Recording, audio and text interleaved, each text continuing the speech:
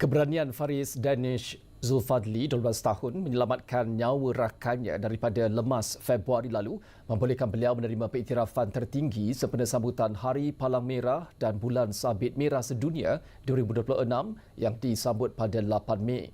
Pengerusi Kebangsaan Bulan Sabit Merah Malaysia BSMM Tunku Temenggung Kedah, Tan Sri Tunku Puteri Intan Safinas, almarhum Sultan Abdul Halim Muazzam Shah bertitah penganugerahan tersebut adalah merupakan detik bersejarah bagi organisasi itu. Selepas 3 dekad tanpa penerima, Faris menepati kriteria dengan kecemerlangan luar biasa melakukan penyelamatan dalam situasi getir. Ketua BSMM Sekolah Kebangsaan Penghulu Ahmad Langkawi itu bertindak pantas menyelamatkan rakannya daripada lemas di Pantai Pasir Hitam Langkawi 15 Februari lalu sebelum memberikan bantuan pernafasan CPR sementara menunggu ambulans tiba. Okey, kalau nak tolong orang tu, kita kena tolong orang lah. Macam orang susah ke, macam dia minta tolong ke, macam ada masalah apa-apa, kita tolong lah.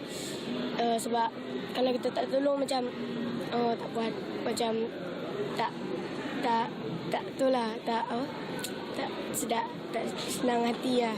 Jadi kita tolong supaya pahala tu lagi masuk.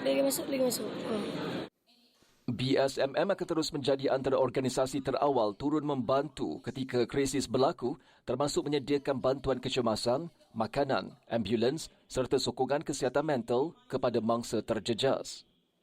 Dan juga kemanusiaan adalah untuk membantu apa yang kita boleh dalam meringankan bebanan orang lain. Itu falsafah Bulan Sabit Merah, to leave no one behind. Kita tidak membiarkan siapa saja di belakang, tidak kira agama, bangsa dan juga keagamaan dan juga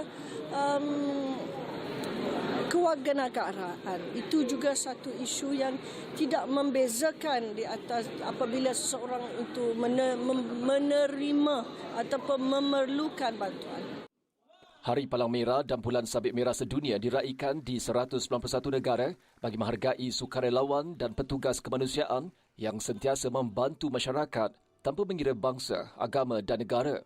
Sepanjang tahun 2025 dan awal 2026, gerakan ini terus terlibat dalam pelbagai operasi bantuan antarabangsa dan tempatan termasuk bantuan gempa bumi di Myanmar, bantuan banjir monsun timur laut serta kebakaran besar di Sandakan baru-baru ini.